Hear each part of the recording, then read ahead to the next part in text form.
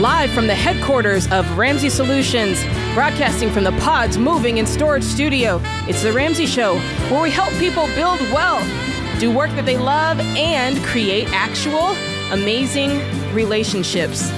We're here to talk about your life and your money. I'm joined by my co-host, John Deloney, sitting to my right. Give us a call today. The number is 888-825-5225. We'll talk about whatever's on your heart, whatever's on your mind, as it relates to money and your relationships. Let's go to Columbia, South Carolina. We got Lindsay on the line. What's going on, Lindsay? Hi, how are you? We're doing good. How are you? I'm great. Thank you for asking. You're welcome. How can I help today? So, a brief rundown about what's going on is that I sold my shares in partnership in my business, sold my house, and came to Columbia with my husband so we could live here in his hometown and start a life here. And we went to buy some land to build our dream house on. And we found out the day that we was closing on our land that his mother had actually stolen his inheritance account, and we was unable to purchase the land. And this has just put a string of financial hardships on us since we found this out. How did she steal? How did she do that if his name was on the inherited account? He did allow her access for the account just so she could put money into the account when he needed her to do so for his errands to help that. But is she in jail? No. Why? I wish. Why didn't you call the police? Somebody sold more than $250,000 from you and your husband. That is very true, but he is very forgiving. And I'm forgiving too, but I also have a responsibility to make sure me and my wife eat. That is very true, and we're not talking about chump change. We're talking about $300,000. That's what my screen says. She cashed in her mom card when she decided to steal from her son and his wife. Correct. And now we're at the point where we can't pay our property taxes, and we're having to move back to Kentucky. And thankfully, the business I was partnered in and had shares in is allowing me to reinstate all that, and I can start work again soon. But that's all great. What you're saying, I'm sorry to cut you off. What you're saying is great. I'm glad that things are kind of going on the up and up with your job and that there's some great things happening. But that's not the solution to what's taking place with your mother-in-law. And I don't want you to think that. You're having to move back because you didn't prosecute the person who stole the money from you and seek getting repaid. I agree, but now things they're just really hard, and we're having to sell all of our property here in South Carolina. No, hold on. You got to change your language. Because you are choosing to not hold the person accountable who stole from you. You are thus choosing to sell everything, leave that state, and go start life somewhere else. Correct. Nobody's forcing you to do anything. You are making all of these choices. Correct. Okay, so what question do you have for us? I'm having a hard time with my husband. I would be too. He's very forgiving, and even though... No, he's a coward. Yeah, I don't think that's forgiving. I don't think that I'm going to call that attribute forgiveness. He's a coward. Yeah. I would forgive too. But even though she's done all this and we've continued seeing her still try to steal from us to this day, he wants to continue financially and support her after we move. Yeah, but you're not going to do that. You're not going to do that. That's what I tried to convince him, but it seems he wants to because he's, an only child and she relies All right. We gotta. I'm not in the business of telling people that their marriage is over. That's not true. I've told people that, but I was going to say you have told people that, John. I'm not in the business of telling people they need to get divorced. I want you to, but I am in the business of telling the truth. Here's the deal. Behavior is a language. What your husband is telling you loud and clear, using no words at all, that he will force his wife to go to work so that he can provide food and shelter for someone who stole everything from his family. He would rather keep a thief. He would rather keep a thief having living standards above that of his wife. And I take a much broader view. I've said this on the show before. I take a much broader view of fidelity. We're obsessed with marital fidelity when it comes to sexuality, but we completely throw it out when it comes to financial fidelity, to John. Emotional fidelity, to psychological safety. We just get rid of all that. So when it comes to cheating on, your husband is cheating on you with his mom, not in a sexual gross way, but in a whose needs come first way. And until you stop using language like, well, we're having to do this, and you step back and say, I am worth more than this. And I married him. You told him, all mine is yours and all yours is mine till death do us part. And he told you that too. And he's going back on what he said. And until you choose to decide that you're worth more than what you're doing, you're just going to end up back in Kentucky working full-time, doing your thing, and sending part of your paycheck to your husband. Part of your paycheck to your mother-in-law who stole from you. Lindsay, have you guys ever done any kind of counseling? Any marriage counseling? No, we haven't, but this is our only issue that we've had. It can't be. It's not. It can't be. No, it's not. It can't be. If you were to say to your husband, hey, this is an issue for me, and this goes just beyond our conversations, we need to speak to a professional, what would he say? He would be very open to it. He does everything he can to make me happy. Then let's do it. Not everything. When it comes to his mom, besides that. But when it comes to his mom, that means food, clothing, shelter, living in the same state, jobs, future. Besides those few things, he makes sure you're happy. What does that mean? That he gets a burger before he comes home? Like, what does that even mean? That he keeps you happy? Here, Jade's right. I'm getting frustrated at him, and I'm taking it out on you, and that's shame on me. So I'm going to be quiet now. Jade is right. You've got to sit down with a marriage counselor, one that will do the right thing and take sides in the therapy session and let you you are so convinced that you're in the wrong and that you're crazy, and you just need to say just the right thing, and then he'll come around. He's not coming around. He's picked mom over you. And you are going to have some hard choices to make moving forward, and you need to get a professional in your corner. Whew. John is telling you the truth. I am too. We just want the best for you, Lindsay. We're not trying to gang up on you. We're simply trying to tell you the truth and change your situation for the better. This is The Ramsey Show.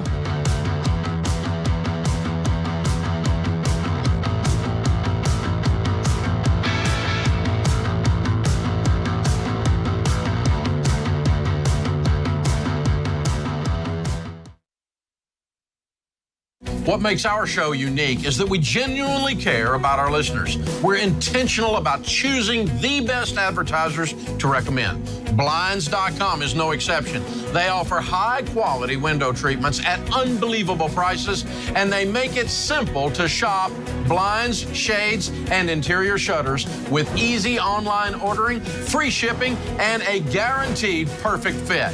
Go to Blinds.com and take advantage of this week's special savings.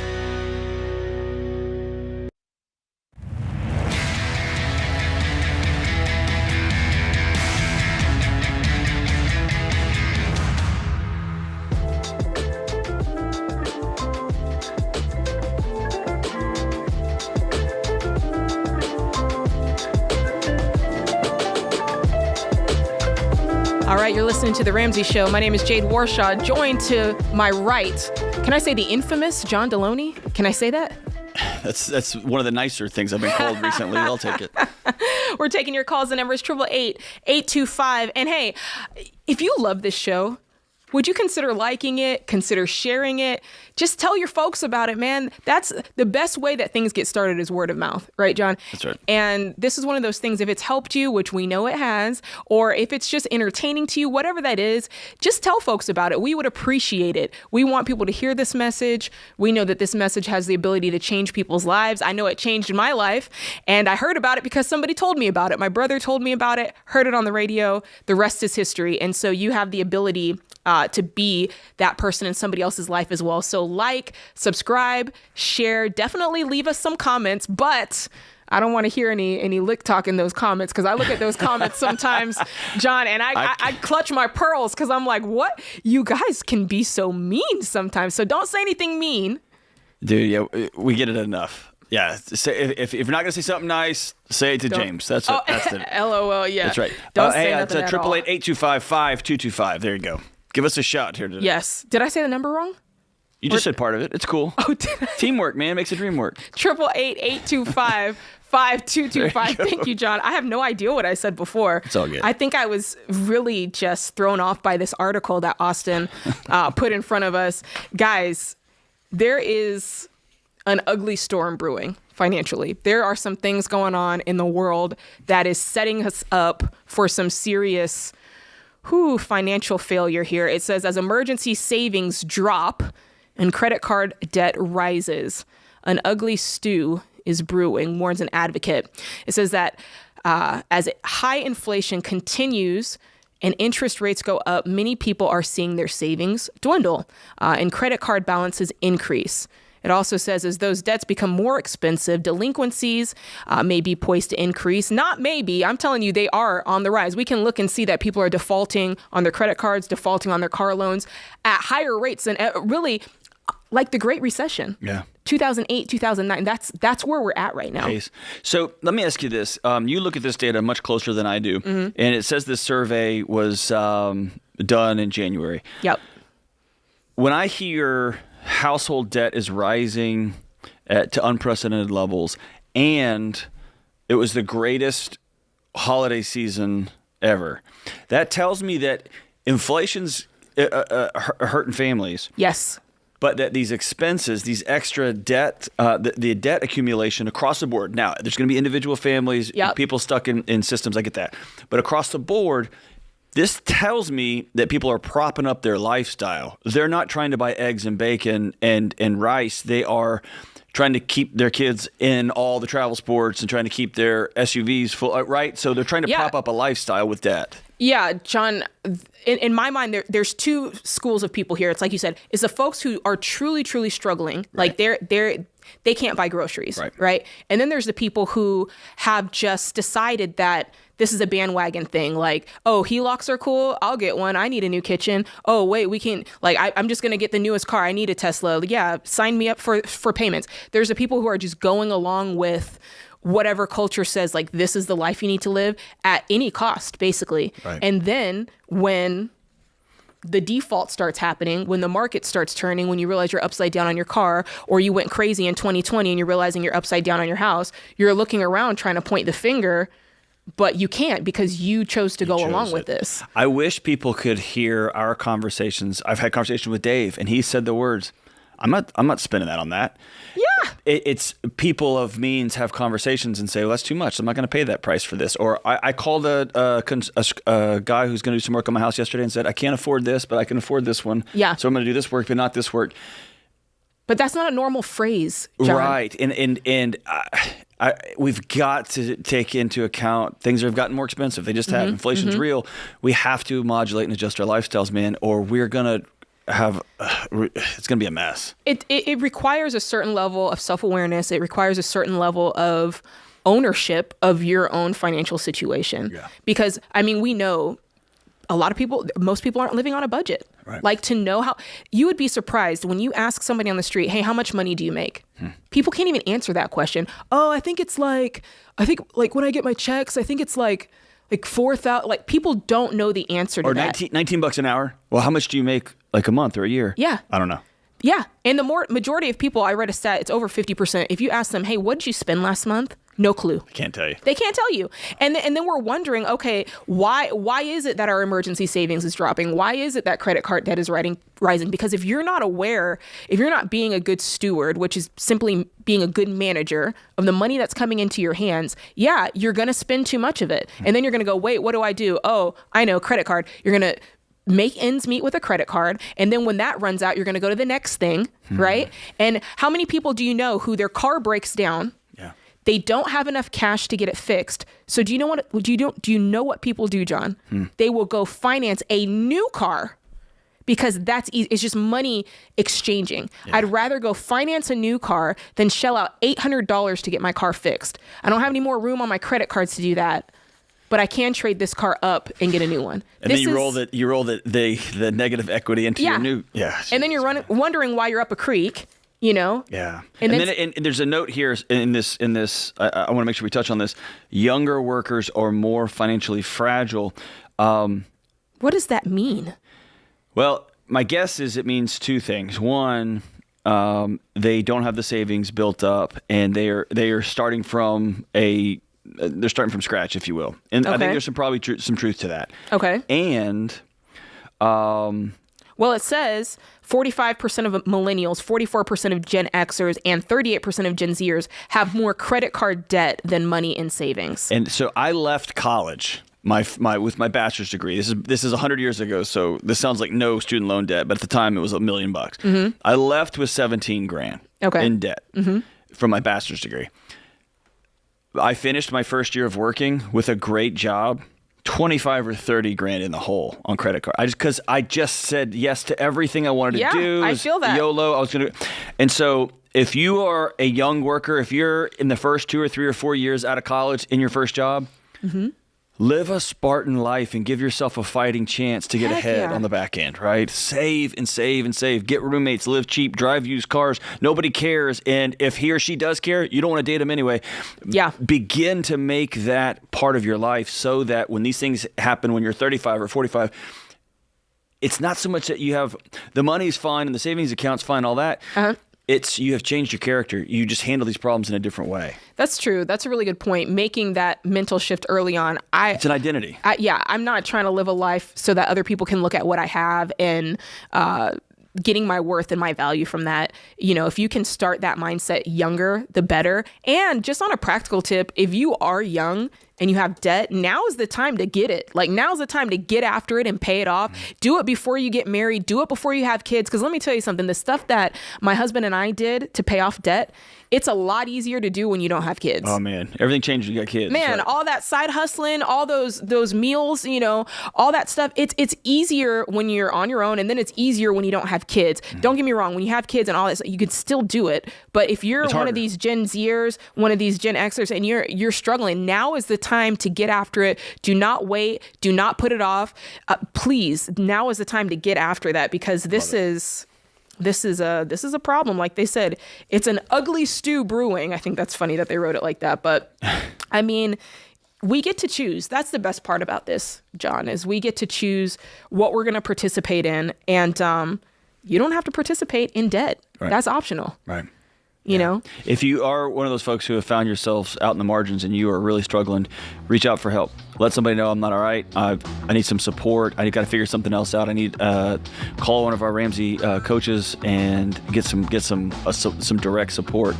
But if you're just propping up a lifestyle, man, you got to choose reality. You got to choose reality, because reality is going to choose you if you're not careful. Yeah, and you can stop today. There's things that you can do today in real time to make a difference. Get on a budget. That's thing one.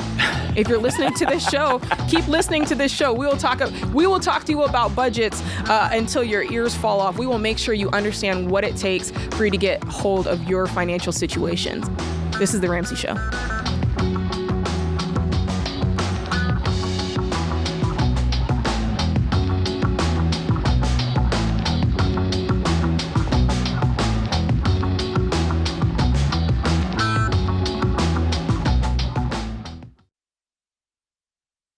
Y'all, there's a lot you can't control when it comes to healthcare, but there is something you should check out that can help.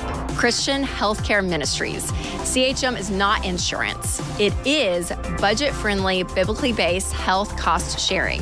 That means a community of members helping share the burden of each other's healthcare costs. They help people just like you in all 50 states. So see if CHM could be right for your family. Learn more today at chministries.org/budget.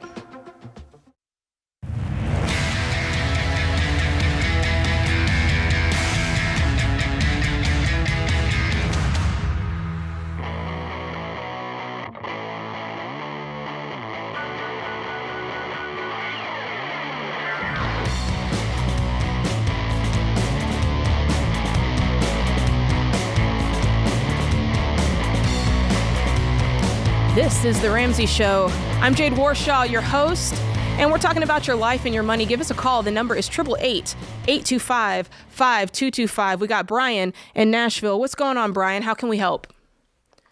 Hi, I need your advice. I have a house that I just completed a cash-out refinance on in order to pay for repairs. It would have depleted my on-hand emergency reserve to basically nothing. Okay. So I owe $149,000, and it is refinanced on a 15-year fixed on Dave's advice. Now, this is where the interesting part comes in. Over the past 10-plus years, I've been sending stupid amounts of money north to my parents. Dave said I was enabling them, and I needed to cut them off, so I did. Okay. Now they're finally selling property, and I'm going to be receiving $100,000 as repayment for all the money I have sent them through the years. Okay. My question is this. Given the current economic climate, do I pay or take that $100,000 and pay down the house and then try to pay the house off and probably do it in 1.5 to 2 years if I try really hard? Or do I split it between half on the house, half investing, or do I move it all into investing? My initial reaction is to pay down the house. It's always nice to have a safe base of operations. I have no other debt other than the house. Right. That's a good question, Brian. And you also said that you depleted your emergency fund to zero, right? No. I would have if I had paid for the house repairs. That's why I did the cash out refinance. I see. Okay. So how much cash do you have on hand? Probably $25,000. Okay. And that's the emergency fund. Okay. Yeah. So if you are in baby step 6, I would, and you're already putting 15% to retirement, all that deal. Yes. Mm-hmm. Then I would put this money towards the house. That's what I'd do. Okay. How old are you, man? Yeah. I'm sorry? How old are you? Oh, I'll be 52 in April. Yeah, it feels good. This is just me. I'm just telling you, I'm your neighbor here. So I'm just telling you what I would do. You said it's a home base of operations. There's something about having no liabilities hanging out there when the weather gets tough.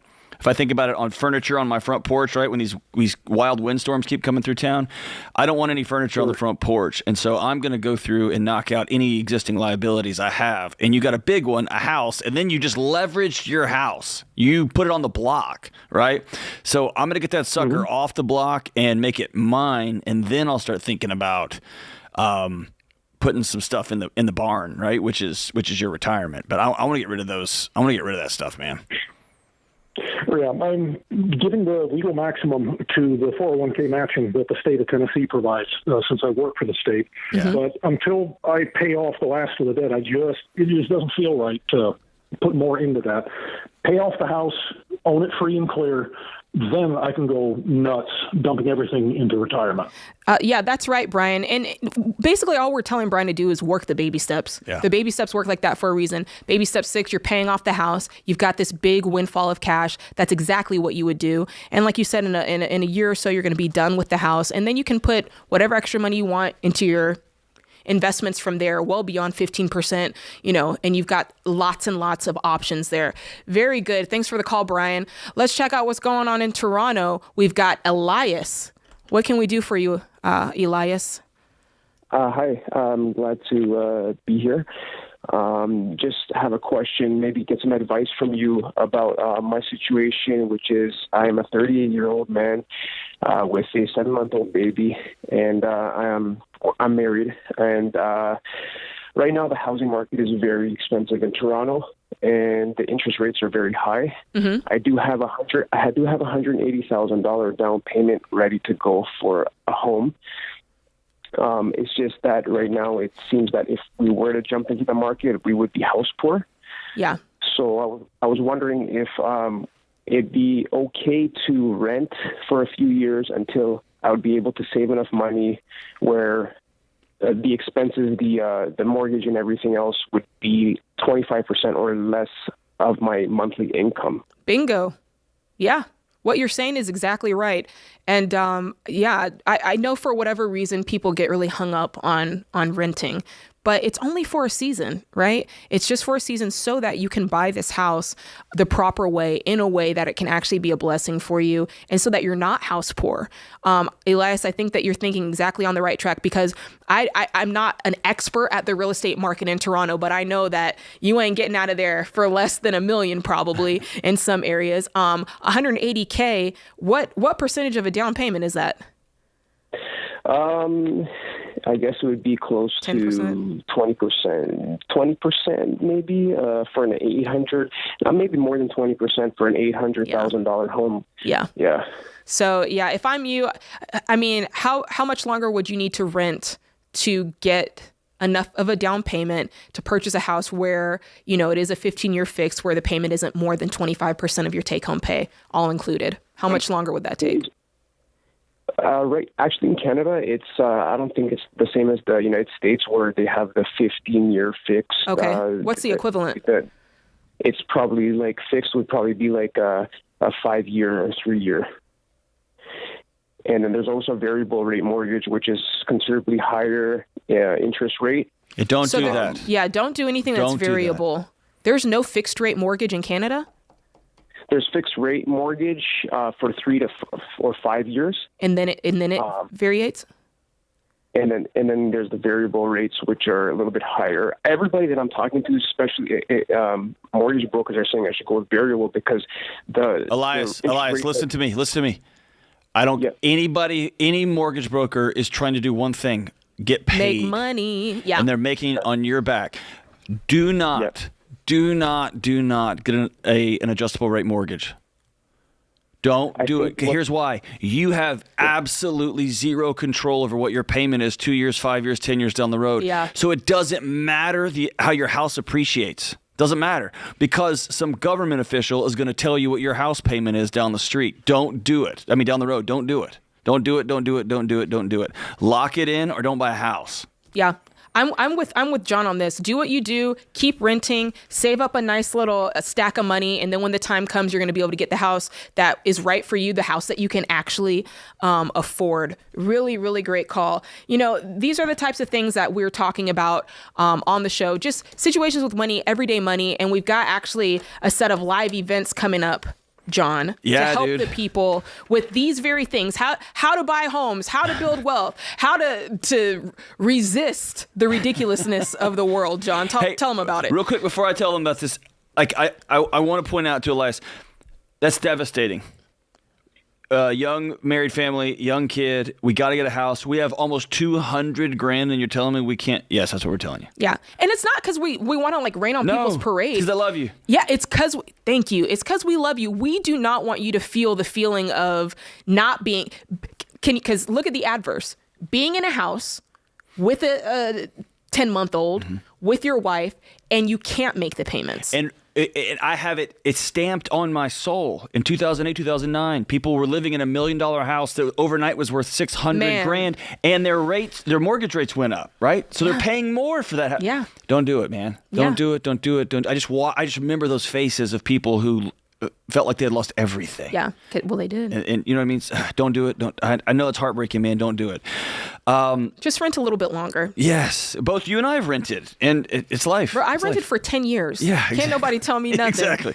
Hey, we're less than 1 month away from Building Wealth Live in Salt Lake City. We've been having a blast at these events. The venues have been packed. It's super fun to be with everybody in person. Tickets are going super fast. It's going to be Dave, Rachel, George, Jade's going to be there. April 24th. And they're about to speed up because right now through April 3rd, you can get buy one, get one free tickets. That's golly, dude, it's giving away 2 tickets for $49 or a 4-pack of tickets for $75. Just use the code NIGHTOUT, NIGHTOUT, if you're in Salt Lake City. You're going to get financial wisdom, advice you trust, on topics like inflation, massive layoffs, investment. Make it a date night. Take your friends. Go by yourself. Whatever you got to do. Salt Lake City, April 24th. Go to RamseySolutions.com/events. RamseySolutions.com/events. We'll see you there. This is The Ramsey Show.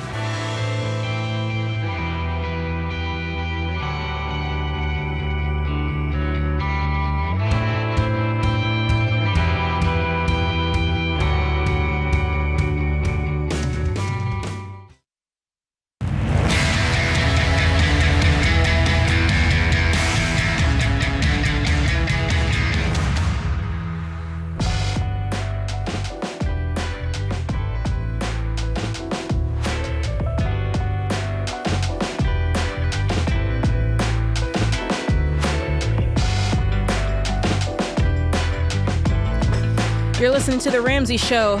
Give us a call if you want to talk. The number is 888-825-5225. I'm Jade. This is John Deloney next to me. And hey, if you're a new listener and you want to dive deeper into the Ramsey baby steps, go over to RamseySolutions.com and click on the Get Started button.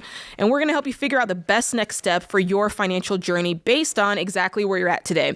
That's RamseySolutions.com and click Get Started. And it's really just good to get over there anyway. On this show, we use a lot of lingo. We're talking about baby steps. We're talking about a lot of different things. And if you're kind of like, what the heck are you talking about? This is a great place to get started. So go over there, click the Get Started button, and we'll get you right. All right, let's take another call, John. We got Tyler from Columbus, Ohio. What's going on in your world, Tyler? How are you guys doing? Doing good, man. How are you? Oh, not too bad. I'll keep it simple. I guess the reason for my call is so we have baby step 2. We've got about $90,000 in debt, give or take a couple hundred. Okay. We make about $90,000 a year. Most of it is my wife's student loans. We had some credit card trouble when we were in our early 20s. Okay. We were doing really well. We had knocked out about $6,000 in debt in about 6 months. I'm sorry. Mm-hmm. And then we had our second child. I was injured at work for about 3.5 months, so wasn't able to do any overtime. Wasn't able to do really anything. So we're just kind of getting back into it, but we depleted our emergency fund. We're just trying to figure out how to get back into the swing of things of now balancing, obviously, 2 children, a 5-year-old and a 6-month-old, and now the injury that we're kind of nursing. Yeah, Tyler. How are you doing with that injury? Good. I finally got to go back to work, but, still nervous to pick back up 80 hours a week, given that it's law enforcement. So it's kind of a give and a take. Yeah. Well, the tough news is you're starting over again, but the good news is you know how to do it because you did it one time before. And so the technique doesn't change much. You're scratching to get that $1,000 saved, right? When you said your emergency fund, you were talking about the starter emergency fund, right? Correct. That $1,000. Thanks to you guys, we actually had $1,000 saved for the first time in our entire life. That's amazing. Does your wife work, man? She does. So we've combined to make about 90 to 95 a year. Okay. That's good. So what's keeping you from getting, I know you've got $90K in mostly student loans. You said credit cards. Is it just the budget is super tight? You've got no margin at this point? Yeah, it was really tight. And then I was working literally 80 hours a week. And that was how we were paying everything down. We were making incredible progress. Like I said, really, I guess it was 3 months because in 3 months I was injured. So, but then I got hurt, and then it was like, well, if I pick back up all those hours again, I run that same risk of getting hurt, and now maybe something else happens. So it's kind of like a. Do you have a chance to? Block, I guess. Do you have a chance to? Could you sit in and do dispatch, or could you sit in and do IA, or could you do some other desk job for those overtime hours? So, part of it, yeah. So So I can do that, and I guess I didn't consider that stuff. It's not sexy and it's not cool and it's it can be lame, just downright lame. But we're thinking of what's some short-term pain we can go through for some long-term gain. Can I ask you one more hard question that it pains me to ask, but it's just the reality. Yeah, of course. Is this your forever calling, or is there another job you could go take out in the community that would be 50 or 60 hours, 40, 50 hours a week that you could double your income? Yeah, I mean, this is what I've wanted to do since I was a kid. You know, my great-grandfather was a deputy sheriff. This is what my dad was a prosecutor. You know, this is what my whole family has done is, you know, I got into it to help people. And I got you, man. That's my old man. I've worked alongside officers my whole career too. I get it, and there's also an unfortunate reality that our communities don't pay our policemen enough. And so there's just a truth to that too, right? So what about what's your wife do? So she's an administrator for one of the local counties around us. Okay. Does she have an opportunity for a different job? Yeah, I was going to say, what portion of this $90K is her salary? What do you mean by what portion is her salary? Like, so the $90K is that you two combined? Yes, yeah. So I make about 63. She makes about 30. She just got a raise. I think it goes up to like 39 here next month. Okay. She got like a $3,000 raise. I would love to see a track for you guys to get your income up. I think long term, it's going to behoove you, especially if you want to get this debt paid off. Right now, more practically, I want to know with you guys are budgeting, right? I'm assuming yes. Yeah, so we've been doing a written budget for the past 6 months, just so I kind of notepads and stuff. Okay. After you've paid, before we get off the line today, I'm going to have Austin gift you with every dollar, because I think that there's going to be a better way for you to budget. And I think that you may end up finding more margin in your budget to get this $1,000 paid off. Because right now, what is the percentage? I mean, how much money do you have? Once you've paid all your bills, everything, what do you have left? Typically speaking, so we get paid bi-weekly. Mm-hmm. Like one check we'll get about like $700 maybe left over. That's for groceries and gas and stuff. And then the next check, it can vary, you know, maybe it's $300 or $400, you know. Yeah. So that's not left over. If it's earmarked for something, then it's not left over. What I'm trying to get at is if you know your numbers enough to know, hey, after everything is said and done, I got $500. And I get to decide what I'm going to do with that $500. That's what I'm trying to get you to the point that you know your month and you know your expenses, and you're so chopped down that you know, hey, out of the $5,000 we have a month, we spend, you know, $4,075 of it, and we've got this much left over. That's where I want you to be, because that when you know your numbers like that, that means that you are intent on making progress, because you know that every 2 weeks I've got $173 left, and that's where I want you to be with this, Tyler. So I feel like right now your numbers are a little wacky wavy, and it's probably because you're sitting here doing your budget on a yellow pad. I've been there, but we're going to give you every dollar, and we're going to make it a lot easier for you to see your numbers, to see it in real time, for you to work together with your wife on this. Because with your income, I think that you should have some margin at the end of the month. I think you should be able to knock out getting this $1,000 saved, whether that means selling something, whether that means your wife picking up some income. We got to get this $1,000 saved fast, because as you know, that's your barrier between you and calamity. You know what I'm saying, right, John? And you know this, Tyler, but I'm going to say this for the audience. Your 6-month-old and that 5-year-old, they don't need brand new clothes. No. They don't need the best of everything and the perfect of everything. And especially that little 6-month-old that weighs 16 pounds doesn't need a fully furnished Pinterest, I don't even know, Instagram, is that even a thing? Sounds satanic. They don't need a pentagram room all dolled up that's going to cost $1 million. Yeah. Right? Not pentagram, They John. need your kid. I know. It kind of worked out that way. It's kind of fantastic. They need their mom and dad That's to get their lives back. Yeah. Right? Way more than they need a bunch of junk and a bunch of garbage and a bunch of plastic toys they're going to forget about it. They need mom and dad to be whole, and to be whole, you got to pay this crap off. Yeah, that's true. It's tough. There is something that happens. I'm not going to lie, John. When we had our first kid, I went off. I bought all the things that the Instagrams tells you that you need to buy. I bought, y'all, there's this sock. It's not even a sock. It's a little thing that you put on their foot when they're infants. and it tells you their heartbeat. Oh Lord. It tells you. God. Now I'm not gonna lie, it was kind of dope though. I got some sleep knowing it, because it'll go off. It'll go off if something happens. Do you know what that thing costs? You don't want to know. You know what? I tell you this. I slept fine. I slept great. Did you? I did not know any of. Yes. Man, I bought the did cameras. I bought all of the things, John. Man, I saw Blair Witch Project. I don't need no cameras in my house.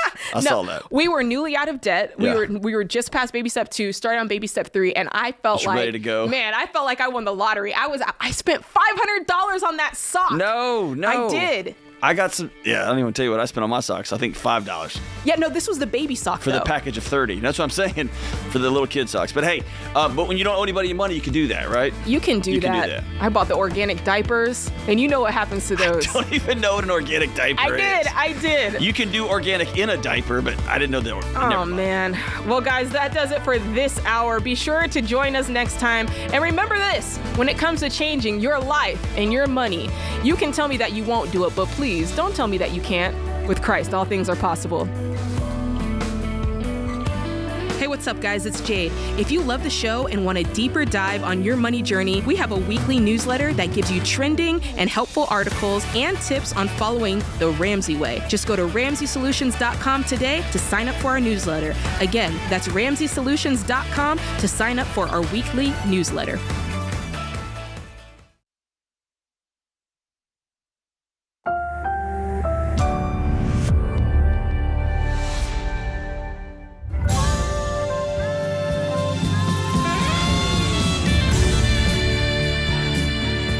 Live from the headquarters of Ramsey Solutions, broadcasting from the Pods Moving and Storage Studio, it's The Ramsey Show, where we help you build wealth, do work that they love, and create actual amazing relationships. That's what we're helping you do today. Give us a call. The number is 888-825-5225. We're here hanging out. We're talking about whatever it is that you want to talk about, as long as it has something to do with money, relationships, careers. Give us a call, and we'll chop it up with you. Let's take a call. We got Elizabeth from Nashville. What's going on, Elizabeth? How can we help today? Hey, guys. How are you? Doing good. How are you? Good. Okay. I hopefully have a simple question. Okay. So me and my husband were talking last night about the budget, and we were just, we're a little stumped on something. Should we be saving any of our money just to save money? Like, we do have some things we'd like to save for, and we're putting money aside for that. But should we be saving money just to save money? Are you on baby step 3 or baby step 1? So we have the emergency fund, $15,000. Our monthly expenses are about $3,000. We have $1,000 in a separate fund that like all the bills come out, and that $1,000 is basically like zero. We're investing 6%, and we're only doing that because we are technically at baby step 3B, and we're trying to save somewhere between $1,500 to $2,500 a month for a down payment. Cool. Very cool. This is outside of the emergency fund, outside of like sinking funds. Should we be saving some money just to save money? Well, no. And then also, would it be wrong? Like, if we had money saved up, would it be wrong to use that money if something came up and we were like, oh, I'd like new kayaks or shoes or something? Okay. Yeah, I hear what you're saying. So I do want to call out the fact that you guys have got your own system that you're working. It's not the baby steps. And that's fine if you want to work whatever system that you, Elizabeth, and your husband want to work. But what are we doing wrong? Okay. I'm glad you asked. Thank you for asking. Elizabeth, you shouldn't have done that. No, that was good because if she had it was choose your own adventure there for a minute, John. If she had chosen to be like, what? No, what do you mean? Then we would have gotten into it. But Elizabeth is like, I want to learn. Help me. I love it, Elizabeth. Okay. So here's what I'll call out. You really only need that $1,000 saved starting out. That's baby step 1, your starter emergency fund. That's a barrier between you and life. 56% of Americans don't have anything. They can't cover a $1,000 emergency. So by you just having that $1,000, you have set yourself up so far ahead of society. So that's thing 1. Thing 2, do you guys have debt? No. Okay. Baby step 2 is done. That's wonderful. Baby step 3, it said that you said you had $1,500 set aside somewhere. $15,000. $15,000. Yeah. Oh, sweet. And then you said you had another fund of $1,000. Okay. So we're getting there. Okay. And then The 3B. 1,000 is just like if we have the 1,000 in there is just like a buffer between like if something happens and we don't want to touch the emergency fund. So it's an like emergency fund for your emergency fund. Yeah, it's just that's where all the bills come out, and so like if something happens, I see. Yeah, it's like a little buffer. cushion. Yeah. I'm not going to It yell is, I'm yeah. not going to yell at you for that. I'm not. I get it. Some people do it. I probably wouldn't do it. You got $15,000, but I get it. I'm not going to yell at you about that. Are you guys saving up for a house? I want to go in debt again. I got you. Yeah, that's where we're at. We're at baby step 3B. Okay, so technically you're not at baby step 4 yet, so I don't know that I would be contributing to, investing just yet. If you're in 3B and you're trying to like kick this thing out. I thought Dave said you could do like a little mix of both. You could. It just depends on what your goals are, if you're trying to hurry up and do this or not. Because, technically the baby steps work in order. But like if you were a person and you were already in a house and you're saving for another house, I wouldn't tell you to stop investing to save for another house. Do you see what I'm saying? Like I wouldn't have you go backwards in that way. So if you want to do a little mix of it, I'm not mad at that. But if you're trying to move quickly, I'd probably hold up for a minute and walk the baby steps exactly in order. I hear you. You know what I'm saying? So, Yep. Can I ask you this, Elizabeth? What are you scared is going to happen? What do you mean, John? You've got layer on top of layer on top. You are trying to insulate yourself from the world. Fortification. Maybe. What are you scared is going to happen? John, I went in debt and I never want to do it again. Okay.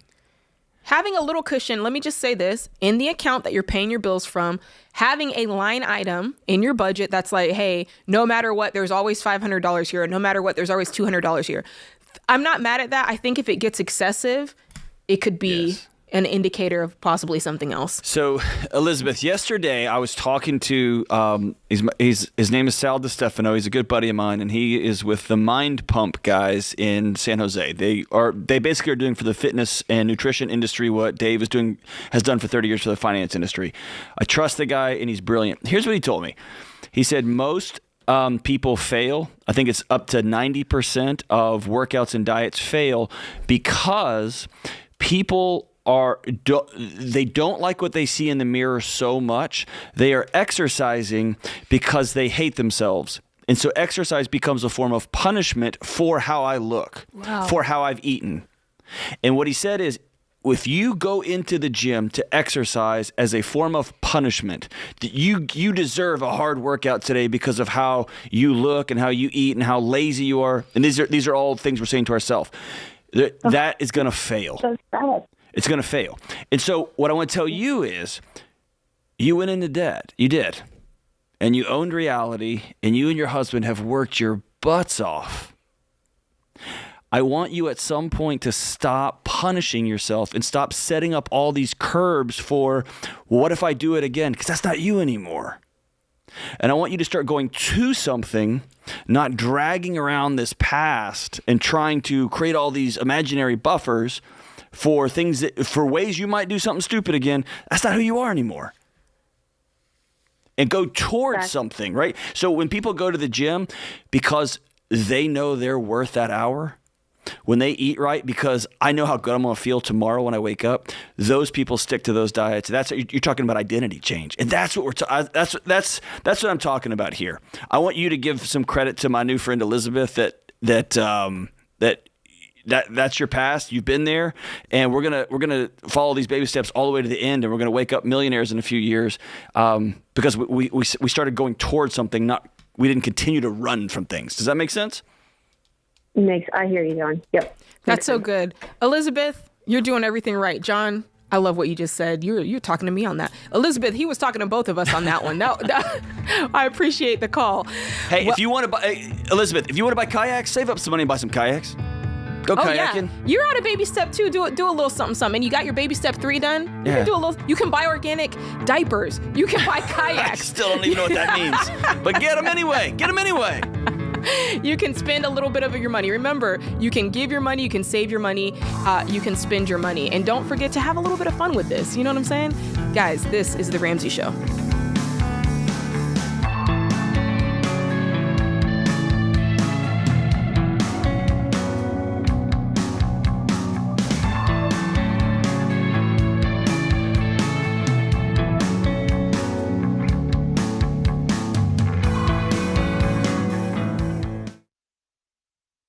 Buying a home is one of the biggest decisions of your life. You need a partner like Churchill Mortgage. Churchill is one of the highest rated lenders in the country, and they're Ramsey trusted because they do what's right for you. Churchill works with you to build a mortgage the Ramsey way, one that doesn't bust your budget, sets you up for financial success, and helps you get out of debt faster. Go to churchillmortgage.com today and get started.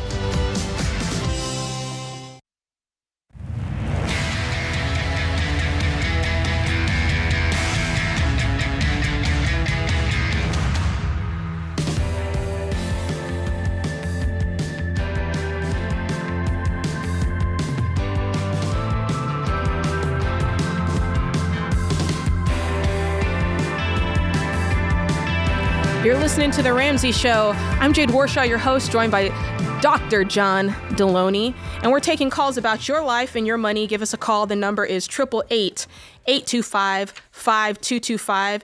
And, we'll talk it up with you. We'll chop it up with you. We'll give you advice. We'll help you out with whatever it is that you feel like you need help with. Let's take a quick call from Brady in Orlando, Florida. What's going on, Bradley? Hey, guys. It's good to hear from you. You too. How can we help today? So my wife and I are expecting our first child in October. Hey, congrats. That's exciting. Thank you. And so we have enough cash to pay off our car loan. But I've heard you guys, say, save up just for anything like expecting anything that can happen between now and then. I was just kind of curious of like my situation. We owe like $9,700, and we have about $14,000 total in savings. But I know within those 6 months we could, grind and get back up to where we are. You got. Go ahead. I would. Jade, tell me I'm wrong. I would do both. I would keep that. We call it stork mode around here, but I don't see a problem with keeping that money in your account and working like crazy until that baby comes, and then being able to write that check for the car when the everything goes smooth with the birth, everything's nice and good. You got that kid sitting at home, and everybody's smiling, and then you can just get online and write that check and be done with it. And also it's already been replaced in your emergency fund, right? It's two birds, one stone. Yeah, it's kind of a wash. Yeah.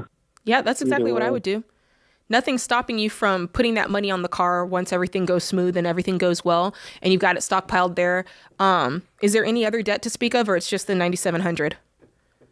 Just a house, but that's different. Yeah. Okay. Yeah, I'm sitting here thinking, Jade and Bradley, I wouldn't.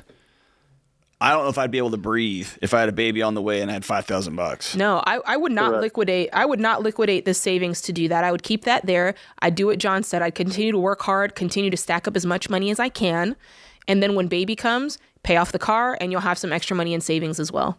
Yeah, that feels right. Yeah, because I know we'll have the car paid off probably within the next 5-6 months, anyways. Because we put down, almost triple, quadruple sometimes. Yeah, I mean. So. Yeah, baby steps speaking. Let's say there was no baby on the way. Of course, you would liquidate this $14,000 and take the $9,700 and pay it. In this case, we don't want to do that for the reasons that John said. It's actually the opposite. You want to stop going crazy and pile up cash. So in that case, yeah, something tells me that in the next 6 months, you're probably going to make enough in extra money that you could pay off this car and keep the $14,000 there. Something tells me you're going to be able to make that happen. Am I close? Yeah, and the other thing holding me back was just because my wife's planning on taking off a year. Mm-hmm. So. Oh, so you need to stack up even more? Cut back our salary, which will cut back our salary, total. By how much? She's a teacher, so it's a little over 40. So. What's that car note? Per month? Yeah. 500. Okay, so that's not the entirety of her paycheck, but it's I want that. it's a I chunk. want that gone before she takes off. Right. So when she stops working and that $40,000 is out of your equation, how much are you bringing in? About 70. Okay, so you guys can live off of that. Yeah. All right, cool. Yeah, especially with no payments, right? Yeah, I like that plan. I think that's great. Again, a lot of what we teach here is so that you can have options to do that kind of stuff. It's freedom. It's just you can choose freedom. To be able to say, hey, we can forego your $40,000 income and we can just skate on 70. That's what I'm talking about. And let's be super honest. You may not get you may take a year off of getting really, really far ahead. Right. Yes. And that's okay. You got a brand new baby. Enjoy that baby. Yeah. Yeah. Help out around the house. Look, right? let me tell you, I would rather be free and be on that Corolla life than be all day, than be working and need all the paychecks and all the money and to support all the debt so I can drive, I don't know, the BMW or drive that Mercedes. Man, I would rather just be free. I don't know about you. I will drive some used vehicles with 100,000 miles on it in a second, John, for some freedom out here. All right. Our question of the day is brought to you by Neighborly, your hub for home services. When you need to make repairs, when you need to schedule routine maintenance, or find local help home improvement projects, Neighborly is your source for reliable home service providers in your area. So go to neighborly.com to start your search. All right, today's question comes from Sal in Virginia. Sal writes, I've pretty much dug a hole for myself with so much debt, which I'm barely able to keep up on the payments. I went over my limits on several credit cards and have a few loans, and I'm very close to hitting $90,000 in debts. I want to know if it's okay to temporarily stop paying for some of the big payments and focus on the smaller payments first, and then focus on the bigger payments. I'm just unable to make all the payments and be able to pay for other necessary things like rent, utility, and transportation. For the past couple of months, I've actively tried to sell more of my belongings, which I really don't need. I've also taken on a couple of weekend jobs, but I'm still struggling to keep up. Please advise on my best option to getting back on track before I try the baby steps. Man, it's a mess. I'm so grateful for this question, Sal, because, on this show, John, we yell at folks all the time. Look at how you're spending your money. You're not doing it right. All this stuff. But this is real deal right here, because this is somebody who they're doing the best they can. They made some mistakes and, they're just trying to make ends meet. So, and let's be real honest. There does come a moment when you've dug yourself quite a hole and you can work 2 or 3 jobs. And you're making a dent in that hole. Man, you're preaching to the choir. It just is, right? And so it's easy for us to be like, you just need to get out there and get another job and a third job. Sometimes you dug yourself a hole and it's a mess. Look, when you read Sal's question, I relate directly to that. And I hope that Sal and anybody else listening knows. Man, back in, gosh, Sam, what was it? Back in 2012, 2011, we were in exactly Sal's situation. So much debt, so many payments. We literally couldn't pay them all. We had to stop with some of them and just tell the others to take a hike. Be like, hey, you're just going to have to call my phone. And that's what I refer to that. I know people call baby step 0 different things. For us, baby step 0 was simply quit creating more debt. Like if you can just stop, like not drown and not make the water any deeper, that is successful. And that was, almost 2 years of the first part of our journey was just trying to get enough footing to where we could just pay all of our bills. So I understand what that means. And when you're in that situation, you've got to focus on that 4 walls. You've got to focus on, hey, I got to keep the rent going. Like I can't default on my rent. I can't get evicted. That's number 1. You got to eat. You got to make sure that there's food coming in. You're eating. You got to keep the lights on, utilities. That's next. And you got to get transportation. It doesn't have to be expensive transportation. I don't care if you're taking the bus. You got to make sure there's money for gas, bus ticket, Uber, ride, whatever it is that you need to do to get by. And if you're able to do that, you can breathe at night. And can we just...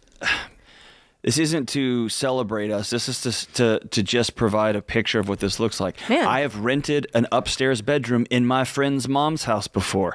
I have driven a $3,500 truck to my Dean of Students job. Come on. I've driven my wife's old used Corolla that she sold and I bought back at a lesser, you know what I mean? Yeah. Like and I know you guys, you and Sam, jeez, man, y'all went through it, right? I remember on a Friday, having no money in the account. I would go to the grocery store because we needed food.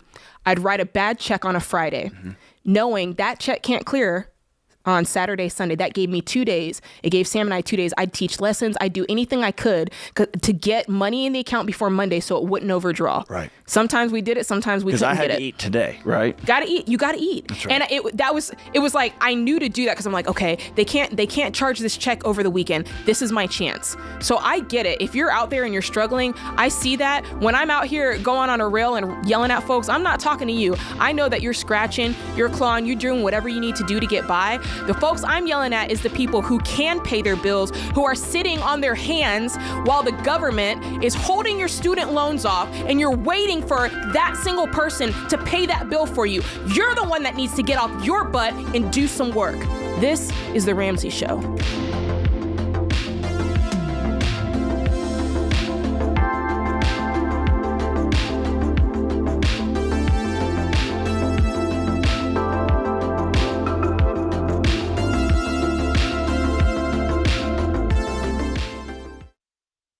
We've been doing business at Ramsey for more than 30 years. By now, we're a well-oiled machine, but it wasn't always that way. Yes, we've always had a vision, always had determination, and a drive to help people. But what we didn't have was one central place to access all our numbers so that we could get further ahead or quickly see when we needed to pivot. We were always jumping back and forth between different systems and spreadsheets. So when NetSuite by Oracle helped us wrangle our revenue, inventory, expenses, and more into one place, it was a game changer.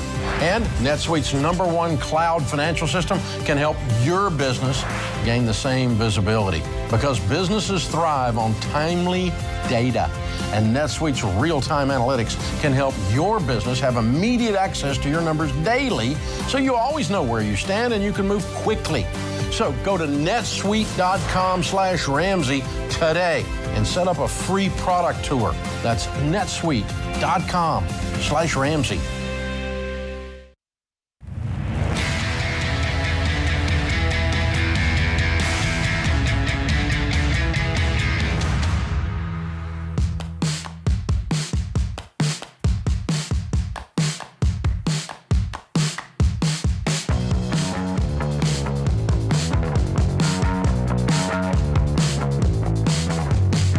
What's up, guys? You're listening to The Ramsey Show. My name is Jade Warshaw. I am joined by Dr. John Deloney, and we're taking calls this hour about your life, your money, your relationships, what's going on with the government, what's going on with taxes, what's going on with my job, what's going on with my family, whatever it is. Give us a call, 888-825-5225. We are here for you. We're ready to talk about it. We got Carolyn.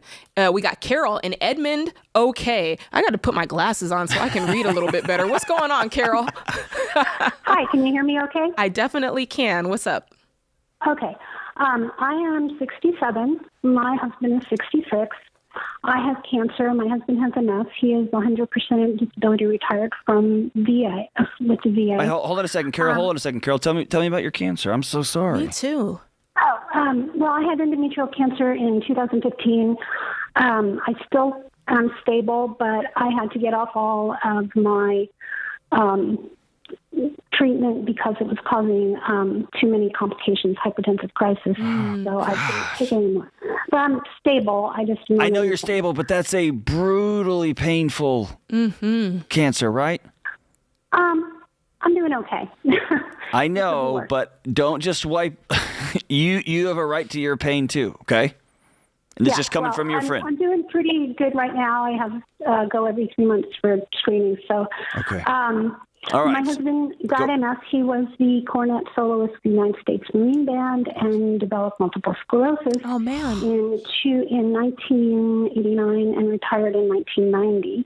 Okay. He is basically in a wheelchair now, so his disability went up to 100%. Okay. He retired. He was a college professor for 25 years, and well, longer than that, really. And he retired in 2020.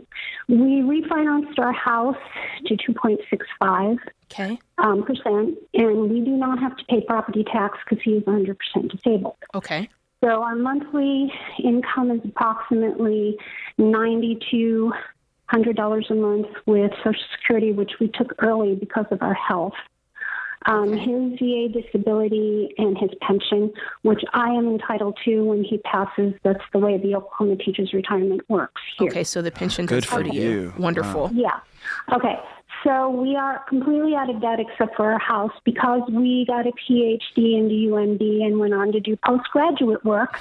We are behind in our retirement. We have approximately $300,000 in retirement. We do not have to touch that right now.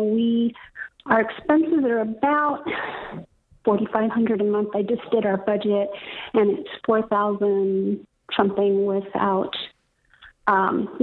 fluctuating on our electric and gas. Sure. So at any rate, our question is, okay, we don't know. Our financial advisor said throw everything at the house. Get it paid off. If you really want to get it paid off, get it paid off. Yeah. But I'm concerned because if I pass first, he's fine. He doesn't lose anything. Mm-hmm. If he passes first, they slash his VA disability. And how much of the $9,200 is that? Let's see. He gets about $3,900, and it would go down to about $1,451 because he's only been 100% for 3 years, and you have to be at least 10 years to get. So you'd go down to a little under $8,000 a month? Probably, yeah. And Carol, when that happens, you want zero liabilities.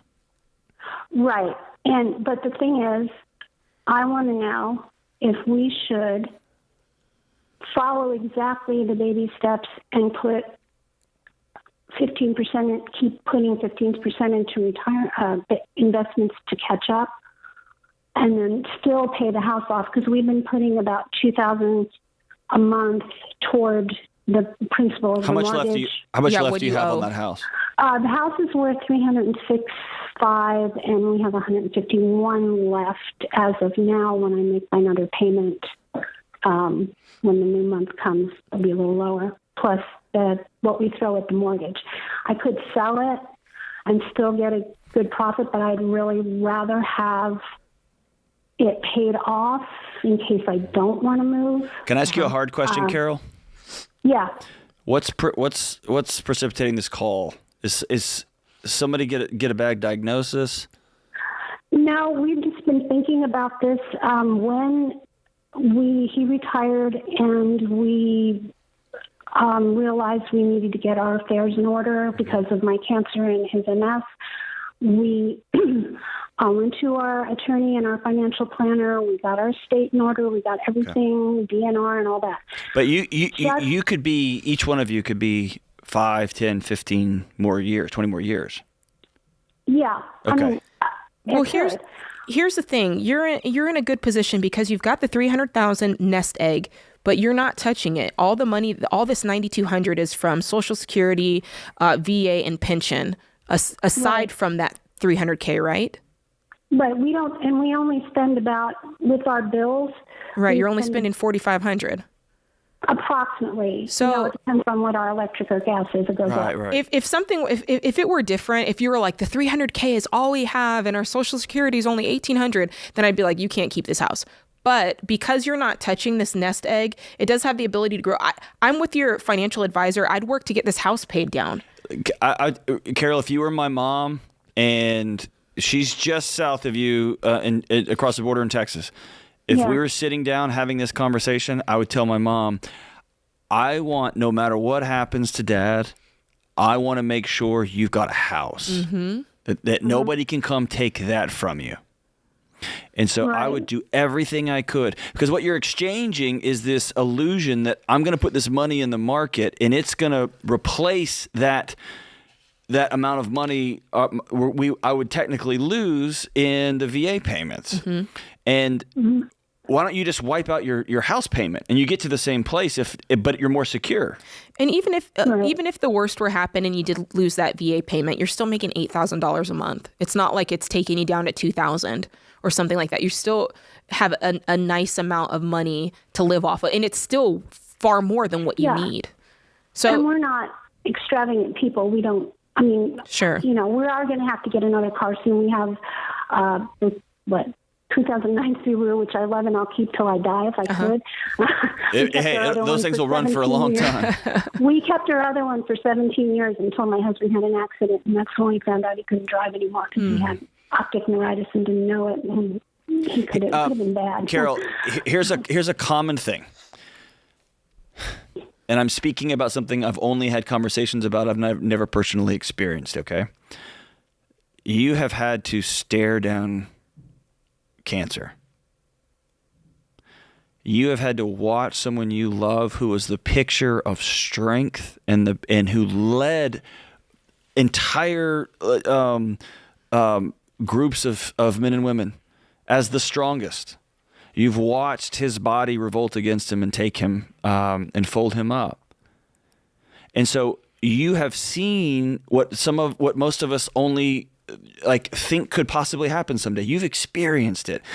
And so often when that happens, we try to mitigate every single variable in our life, and we do that by holding everything really, really, really tight.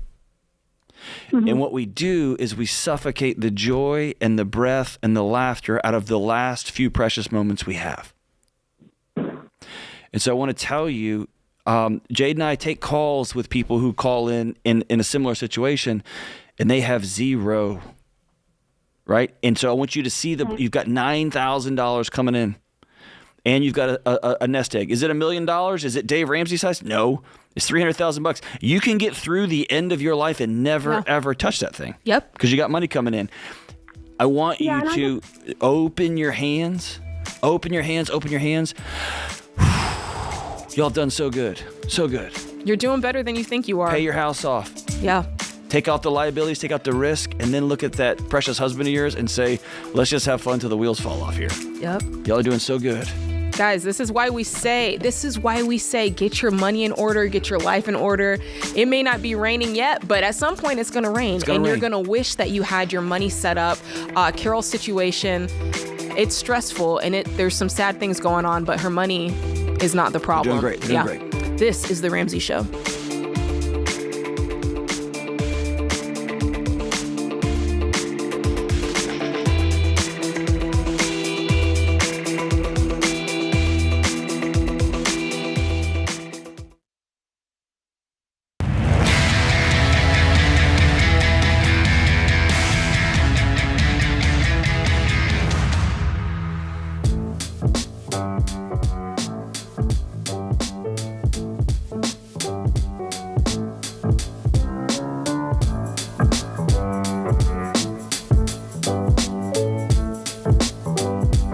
You're listening to The Ramsey Show.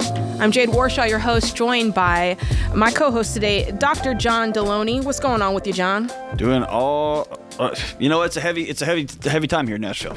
It is. I was gonna say it's all right, but it's not. It's a tough day here in Nashville. Yeah, we got some things going on. But we're here to take your calls. We'll talk about your life. We'll talk about your money. Give us a call. The number is 888-825-5225. In the meantime, John, we need a little hope in the world right now.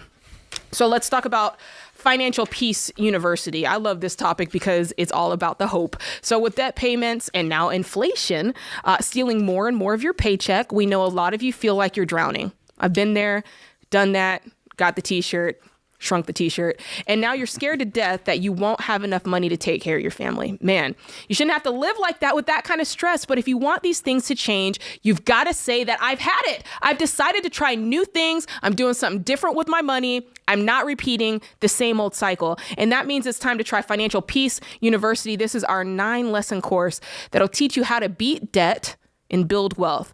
It's everything that you wish you'd learned in school, really, about how to handle money. I'm actually teaching a FPU class, group of, it started with 1,000 folks, John.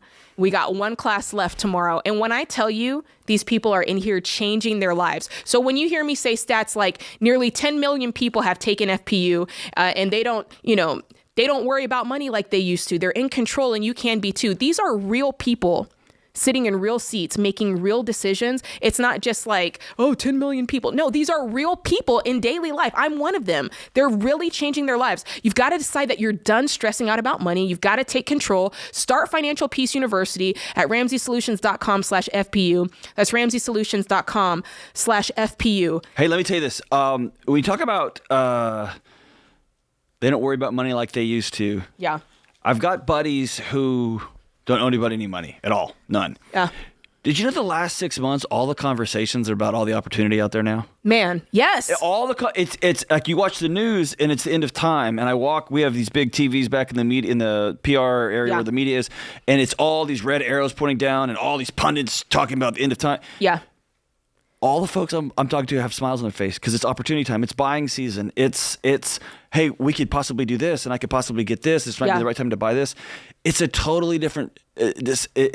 Everything is different because they don't owe anybody any money. They've taken control of their life. Can I tell you that back in 2008, 2009, when the world was just crashing down on us, that was when Sam and I were just in the thick of, we had just gotten married, student loans coming due. Everything is just, I can't say the words that I want to say on the radio. It was terrible. And I remember hearing Dave on the radio say, when things like this happen, he's a spectator. He's not participating in it because he's risen above it financially. Mm-hmm. And I remember thinking, oh my God, that sounds like the most peaceful thing that I can think of. To not be part of the real estate craze. Because in my neighborhood, we were trying to sell our house and there were, 40 other houses just like ours, actually better, for sale. And just not being able to make ends meet. And I'm listening to this guy talk about being a spectator. And I thought, am I ever going to get there? Am I ever going to get that chance? Then 2020 happened. Mm-hmm. And I was like, okay, this is what it feels like. Fully funded emergency fund, even though both Sam and I's job were cut off in 2020, but there's still a feeling of peace that you can have when you do this stuff and you get your money in order. And I don't know if you're listening today, man, you want to be a spectator. You do not want to be out here scratching and clawing when inflation is up. You don't want to be the people that have to take to social media with their rage because they can't sleep at night and because they're arguing with their spouse and because they just yelled at their daughter for asking for lunch money. Yeah. Do you know what I'm saying? Yeah. You don't want to participate in that. And the stats, guys, I got to tell you this. This came through my email and it burns me up for many reasons. It burns me up because I care about you guys. I yell at you, but I care about you because I know what's possible. But when I see stats about savings that say 36% of individuals have more credit card debt than they have money in savings. I get it because I've been there, but it pisses me off because you don't have to live your life like that. When I see that 10% have no cash set aside, when I see that 56% of Americans can't handle $1,000 emergency, and so they go into credit cards, John. Mm-hmm. And they look to credit cards as their savior because culture has told us you can't exist in this world. You are not powerful enough to handle your own money. You need credit. You need debt. You need to borrow in order to make your way through life to the tune of $930 billion. And hey, can we call people out right now? Call them out. I guarantee you the business that I work for makes less money because we don't accept credit cards here. Oh, come on. You have to spend cash. And so some of you are sitting out there saying, well, I don't use credit cards. I got cash. But your business accepts them. And so you are participating in the madness. And you can sit on the sidelines on your fancy couch that you paid for with somebody else's debt. And you can say, look at all those stupid idiots. You are a part of the problem too. Until everybody's intellectually honest across the board. Those who are propping up their lifestyle with credit cards and those who are accepting them as a way to make their wardrobes nicer while people are drowning. Everybody's participating, man. Look, there's this girl I follow on Instagram and she put it on there. She was like, she said, I sell less, considerably less because I do not do buy now, pay later. I will not accept it as a form of payment for my, what I'm selling. And I love that kind of integrity. I'm because opting out of the system. That's guys, the average credit card balance is almost $6,000. I don't know where you come from, but where I come from, that's a little bag. To have $6,000 extra? Come on. And you're wondering, well, where's my emergency fund? There it is. That's it times 6. That's your starter emergency fund right there times 6. And the sad part about it is most of us and most of you probably got the credit card to handle an emergency, and now you can't afford to fund an emergency fund because of it. That is the sad part of it and the serendipitous part of it. Now, it says delinquencies are up year over year. The credit card delinquency rate is at 2.25% now. I read a stat that was saying delinquencies, not just on credit cards, but on cars. We're starting to see people get upside down in cars because the car payments, they went out of control. 16% of American consumers pay at least $1,000 a month. John, don't tell me that. $1,000. Don't tell me that, John. $1,000 on a depreciating asset that you drive a maximum of 1 hour a day that sits parked on a piece of concrete for 23 and a half hours a day. Don't tell me you can't get an emergency fund when your car note is $1,000. That's a lie. Jay, that gives me hemorrhoids, yo. That's a lie. That gives me hemorrhoids. It's preparation H time. It's $1,000 a month. Look at this. The average car payment, monthly car payment for new cars is $716. Look. I try to tell somebody, look. That's the average. That's the average. That's the average. And I tried to tell somebody, them, and they didn't want to listen. On social media, I said, do you understand that just investing, not even the whole $700, if you had $500 that you put into good growth stock mutual funds and you kept it there and you let it stay for 30 years, you'd have over $1 million. But we can't tell ourselves no for just a second. We have to say yes to the car note, and not just any car note, to the tune of $717. I'm here to tell you, you do not have to participate in that. There is a whole life. I feel like the beginning of Let's Go Crazy, and Prince is like, dearly beloved, we are gathered here today to talk about this thing called life. A beautiful thing called life. You don't have to participate in debt. Opt out. You can opt out. You can save up your money, and you can get $1,000 saved for an emergency, and then you can pay off your debt, and then you can build that up and get 3 to 6 months saved. You can still invest for retirement. You can pay for your kids' college. You can pay off your house, and you can actually do this thing called living and giving. Giving, John. Yes. You can actually give some of your money because you've been smart with your money, and you can actually share some of it without guilt, without shame, without wondering if you're going to be able to pay your bills. You can share it. You can share it with your kids, their kids. A good man, my granddad leaves an inheritance. My granddad sat down and talked to me about being a World War II vet. And there's a lot of grandparents that are going to have to sit down and explain to their grandkids why they just had to have a new Suburban.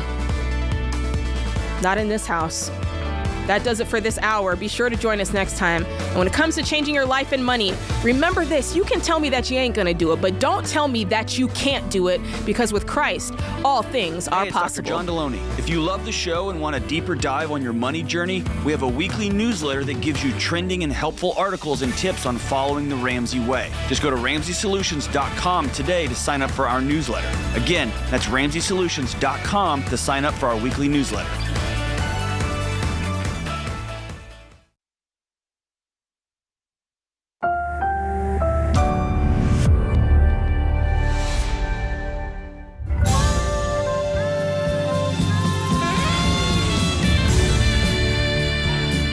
Live from the headquarters of Ramsey Solutions, broadcasting from the Pods Moving and Storage Studio, it's the Ramsey Show, where we help people build wealth. We help them do work that they love, and we help you create and build actual amazing relationships. I'm your host, Jake Warshaw, joined by the ever knowledgeable Dr. John Deloney. We're here taking calls about your life and your money. Give us a call. The number is 888-825-5225. We got Leslie in Los Angeles, California. What's up with you, Leslie? Hi, thank you for taking my call. I was wondering, is it wise to overspend or spend without any limits on kids' activities since we're investing in them? I'm also asking because we kind of overspent on the house. But other than that, we're very Wait a minute. Well, I think you're kind of answering your own question because you said the word overspend. Hold on. I got to dig in. This is my favorite. Leslie, I'm gonna get myself in trouble. Is that okay? Come on, John. Sure. When you say you're investing in your kids, what does that mean? I mean, I just want to, my parents, they invested in us. Like, I had opportunities to try everything. So now the career I have, it's exactly what I want to do. And I have a great job. So well, what if I told you, can I stop you? Mm-hmm. What if I told you I had the opportunities to do almost nothing when I was a kid and I'm in a job that I love and I love my job? Does that hit you any type of way? When you look at your kids, if you look at your kids as an ROI proposition financially, you're going to get into a mess. You're going to get into a mess. Okay. So it gives people license to, I have to send them to every sporting event, all these crazy, insane travel sport nonsense. Mm-hmm. Of the, not only do we have to do music lessons, we have to do all the music lessons. And by the way, my kids are in music lessons and my kids do one thing each, right? So when it comes to brain development, I guess you can call that an investment. When it comes to social development, having fun. Yes, all those things are good. But if you're thinking, I'm going to overspend right now, I am going to make my house more anxious, more chaotic so that they can maybe one day get their dream. That math doesn't work. That's good. How much are you spending? How much are you spending and overspending?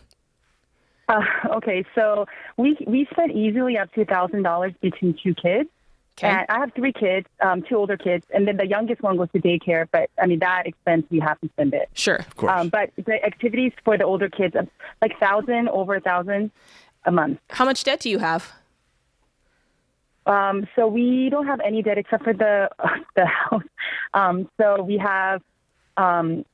We're paying $3,500 a month on our house. But we also had to take out a second loan to buy the house because we didn't have enough to put down. You had to? You just had to, huh? No, we were finally ready to buy a house, and that's when everything went crazy. I know, but what was not ready for a house purchase was math. Math wasn't ready. Y'all were ready, but math wasn't ready. What's your monthly take home? What's your take home? Because I want to see what percentage this mortgage is of your. We make about $20,000 from both of us per month. Yes. Okay, so your mortgage is fine. No, but we have more. We have that second mortgage. How much is that? That's for 10 years. That's for 10 years, and it's $2,600. And we borrowed about $100,000 from a family member, and that we're paying them $2,500 a month for the next 7 years. So you're paying $6,100 a month for the home. I've got that right? Plus the $2,500 to your friends. Is that right? Family member. Yeah. So $3,500 for the actual mortgage, $2,600 for 10 years for the second mortgage, and $2,500 for 7 years to a family member. Leslie, I can hear that you know that this is insane. You're paying $8,600 a month to tackle all of the cares of this mortgage, almost half of your take-home pay. Yeah. And then we're spending it. Okay. And you're $20,000. Is that take-home or is that gross? That's take-home. Okay. All right. The good news is you've got a great yearly income and you've got a great monthly income. That's the good news. The bad news is you're not being a good manager of this money. And I hate what this mortgage is doing to you. The $2,500 that you're paying to your friends, when does that end? What's the total amount and when is that over? I think we have 6 more years left. No, it was not 6 more years left. How can you pay it off? We need to get that paid off sooner. Because you said you had no debt, but this is debt. So if you said you're paying $2,500 for 6 years, how can we get that done faster? The only debt worse than owing a friend 6 figures is IRS debt. It's so destructive to the soul of a relationship. You owe them $15,000 and you make $20,000 a month. How quickly can you get them that money?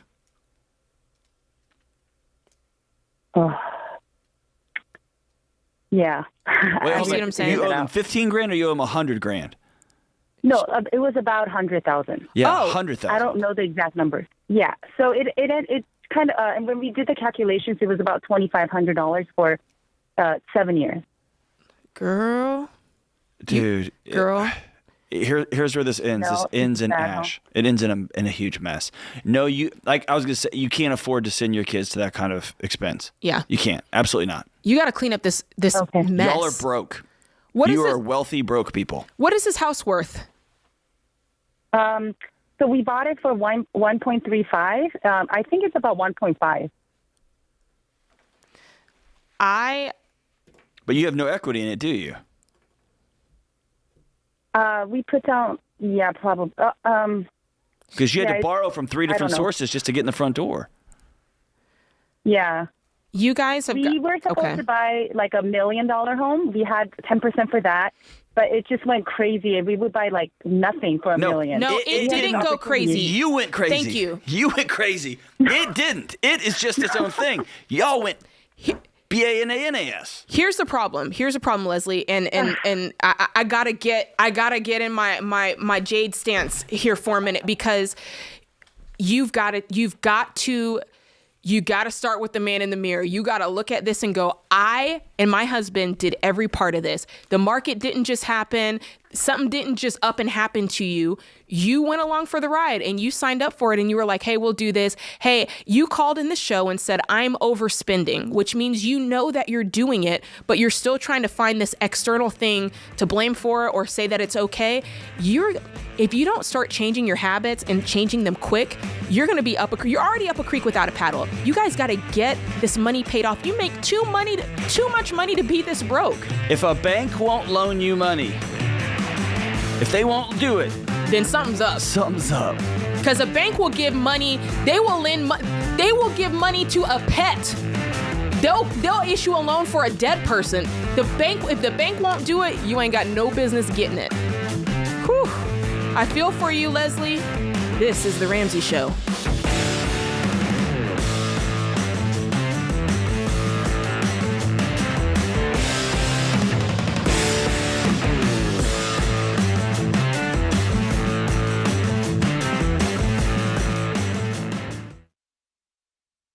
What makes our show unique is that we genuinely care about our listeners. We're intentional about choosing the best advertisers to recommend. Blinds.com is no exception. They offer high-quality window treatments at unbelievable prices, and they make it simple to shop blinds, shades, and interior shutters with easy online ordering, free shipping, and a guaranteed perfect fit.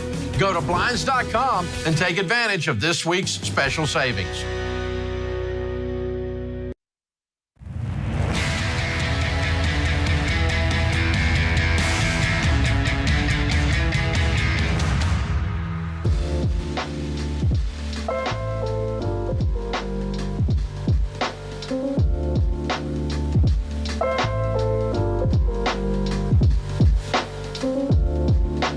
You're listening to The Ramsey Show. I'm Jade Warshaw, your host, joined by my co-host, John Deloney. And we're taking calls about your life, your money, your relationships, whatever's going on with your money situation. We want to talk about it. If something fishy's going on with your job, we want to talk about it. Something weird's going on at home with your money and your spouse, we want to talk about that. Give us a call. The number is 888-825-5225. We got Allison in Portland, Oregon. Ooh, that's my old neck of the woods. What's going on, Allison? Nothing much. I just, I'm having some problems with my spouse. I budget. He doesn't budget. I talk about my debt. He doesn't talk about his debt. So I'm just wondering how to bring that conversation up to him and kind of get somewhere with it. Tell me a little bit more. The way you're framing that sounds like you're talking about a roommate or a business partner, not your husband. That's kind of how it feels like for right now when it goes with money. So we have access to like debit accounts, but credit, like he has access to my credit cards if he wants to look. I have no idea what happens with his credit card. It seems like at the end of the month, he's left with little to no money in his account. And I'm left with, I've started saving for a house. I've started saving for, emergency funds, things like that. But he hasn't been chipping in. How long have y'all been married? Since 2 years. 2 years. One of two things is happening. Either he is seeing somebody else or is struggling with an addiction of some sort, or has not left behind his former life that he had before he stood before friends and family and God and said, I do. He's propping up a lifestyle at your expense. Or he is such a huge debt mess, and the shame surrounding that is so big, he's trying to do everything he can to hide it from you. Okay. And I don't, like, as your friend, just you and I just having nachos hanging out, I don't believe you that this is, everything else in your marriage is great except for money. That never is the case. What else does he not talk to you about? There's, like, I wouldn't be able to tell you. I feel like we talk about everything. So if there's something he's not talking about, it hasn't been brought up to me. Do you think that it's more of the latter, that it's some sort of debt mess that he has and he doesn't? I think there's some shame around it. I mean, I make more money than him. How much more? $40,000 more. Okay. Can you just tell me the full number that you make and the full number that he makes? So I make about 90 a year. Okay. He makes about 45. Is he insecure about that? I think so, but, like, it's not a conversation that I've been able to have. He doesn't like to have that conversation, so I think that's part of it. So I'm like, hey, I've saved up this much for a house. And you have no debt? He doesn't want to have that. No, I do have debt, and I'm still paying off my debt, but I make... So if you had been my sister or my daughter, I would have told you to have this conversation before you get married. And if the person you're about to marry won't talk to you about money and won't combine accounts with you and won't partner with you on a life together, but is just hell bent on having two parallel lives together, I would say absolutely under no circumstances should you get married. 0. Yeah. Couples that don't have this discussion end up in ash. Always. And when you bring kids into the mix, it gets magnified. When you put home ownership in the mix, it gets magnified. Because just the way you're talking, you're not talking like married people. You're talking like next door neighbors. His money, my money, and his account and my account. That's not married talk. That is two people who are playing house talk. And I'm not saying that to shame you. I'm saying that I'm heartbroken for you that this is where you found yourself. And I'm heartbroken that you think so little of your safety. You don't feel safe in this house because you don't even know where you stand. And you thought you were marrying a partner and you married a child and you're... Yeah. The only way this thing turns around is if you sit down and say, I'm not going another step until we have this money conversation. Okay. Now, question, Allison. I have a question for you. If you, aside from sharing accounts, getting his password, things like that, if you just say to him, hey, I just want to talk about our beliefs. Like, what do you believe about debt? What do you believe about, like, is he willing to have any stitch of a conversation with you? Or is it just simply, and if you asked him, hey, is it just a total brick wall? Or is it like, hey, I just don't feel comfortable sharing my, like, on a scale of 1 to 10, I want to know how ironclad this is. I would say if we, like, sit down and have I can bring stuff up about it and he'll answer, but the answer is very vague. So if I was like, hey, this is my goal, like, for, my 5-year goal, my 3-year goal, whatever it might be, he's very supportive of it. He'll be like, oh, okay, like, I understand that. That's kind of something I want to do. And I'll be like, oh, so how do you plan to do it? Mm-hmm. And that's where it kind of shuts off. Okay. And if you were to say, hey, you have debt, how much? He'd just be like, yeah, I have debt. But he's not going to give you a ballpark. Yeah, like, I know there's some student loans. I know there's credit cards. That's what I know. I don't know if there's a loan or anything else. He doesn't have a car payment, anything like that. Here's what I want to ask, and I'm asking John on your behalf because I've seen this before. is it just a sense of control? Like, is it, because some people just like to lord over finances and they just like to control it, and it's just their thing. You're not going to tell me what to do. This is my thing. I make my money, and it's just a control thing. It becomes about power, right? This is my life. I can do whatever I want to. And by the way, I can control your life. Yeah. Or number two, it's about shame. Right. I've dug myself a hole. I'm in a mess. My wife makes twice as much money than right. It becomes this whole faulty narrative. But listen, I was getting on to him, Allison, but when you sit down and you tell your husband, here's my 5-year goals, what's he going to tell you? No, you can't do those things. If he loves you, he's going to say, great. You got to stop having these mine and yours. You got to start having our conversations. Yeah, that's a big point. Allison, when I got married to Sam, he had far in the majority of student loans than I had. He had about 230 and I had about 34. And so the conversations about money, it was like an onion. It was like, all right, in this conversation, I get this layer. And then the next conversation, I'm discovering something else. And over time, he was sharing more and more. The source of that was a lot of shame, a lot of regret, a lot of, hey, I'm holding you back in your life. Like, if it wasn't for this, we could be doing, like, that was the source of it. And the best thing that I was able to do is every time we had those conversations, I was just like, thanks for telling me, like, let's do more. Like, and I actually started getting mad at him, and saying, like, what, do you not trust me? Do you not think I'm going to support you through this? You know, like, I kind of started posing the question to him, like, you not telling me is telling me something about the character you believe I have. If you believe that I'm not a ride or die, if you believe that I'm not going to stand with you through this, is that what you think? So I kind of started, putting it to him like that. And the more that I showed him, hey, like, I'm in this, it's our money, it's our debt, the more we were able to speak openly about it until all of that came out. And the more that I was like, hey, your debt is my debt. And I don't know the ins and outs of your situation, but I can only tell you my own experience. And as much as you, like what John said, man, rehab that vocab and start saying we and I, and this is the life that we can build together, and what we can do with our money, and here's our dreams, and that sort of thing, man, that can tear down walls. So here's what this looks like, Allison. This looks like you and him inviting him out for a breakfast. And I like breakfast just because sometimes these conversations can take 2 or 3 or 4 hours, a lot of twists and turns. But invite him out for a breakfast and say, we need to have a hard 2-year conversation, 2-year check-in. And when you sit down, say, I'm scared to death and I can't breathe because I don't know where we are financially. We're living 2 separate lives. We need to create our future, not mine and yours, but our future. And that starts with you being honest about what we owe, what our debts are, and how we are going to create a new life.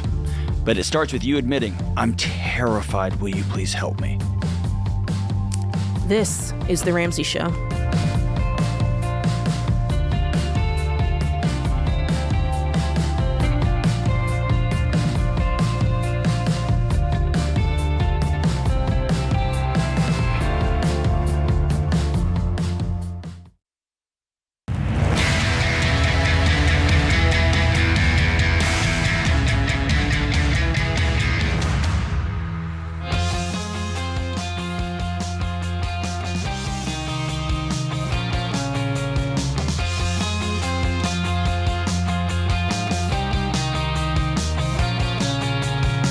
What's going on, guys? It's The Ramsey Show. I'm your host, Jade Warshaw, joined by Dr.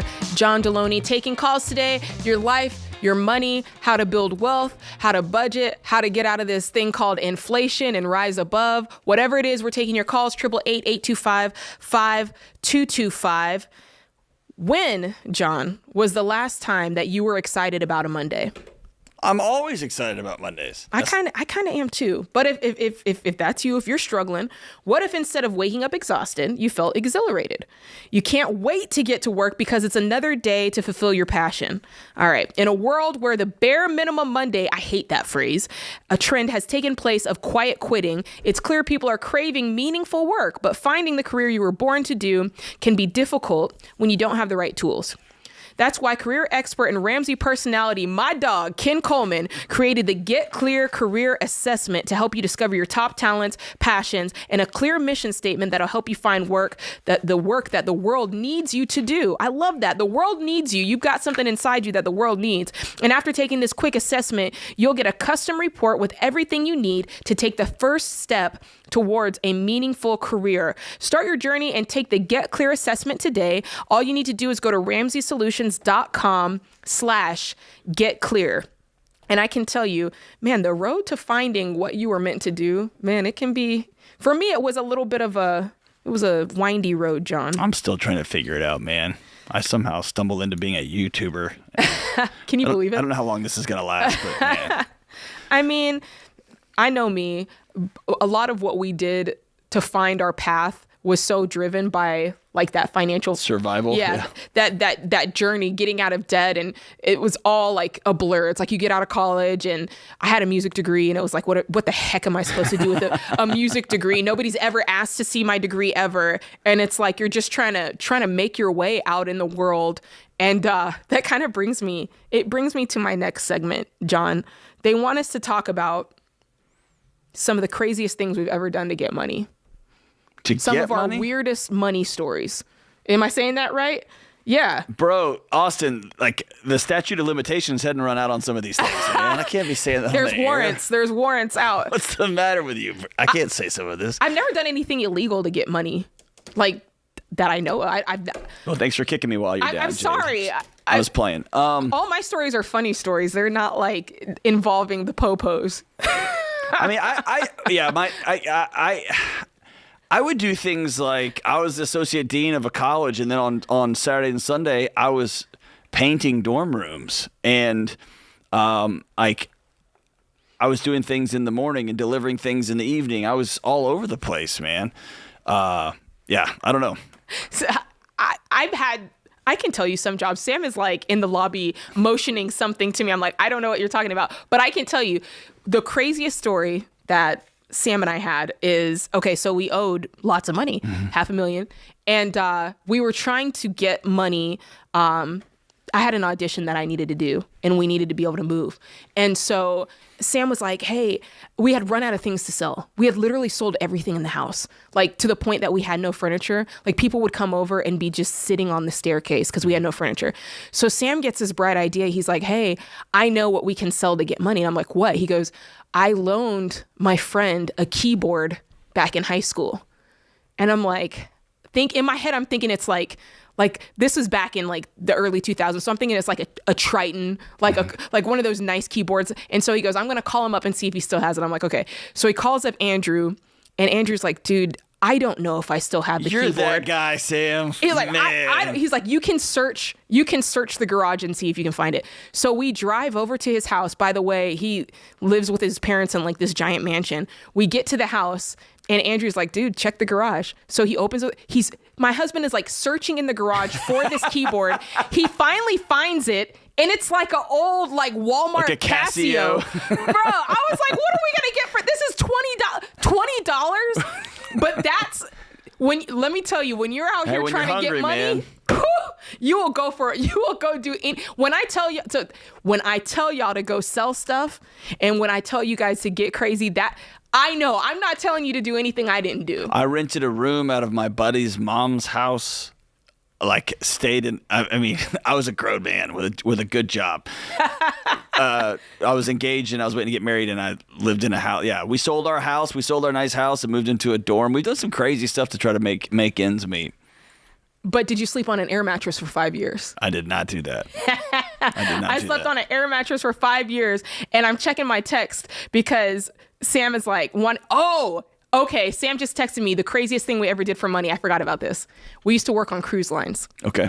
And we used to get booked to do our show on the cruise lines. And so we got booked, John, to do a nude cruise. All the passengers. Been there. All the passengers on the ship were buck naked. And I had to perform with my clothes on. I did not participate in this craziness. We performed. We were on the ship for 5 days with all naked people. Oh, wow. 3,000 naked people, John. That's the craziest thing I've ever done to get money. The craziest thing.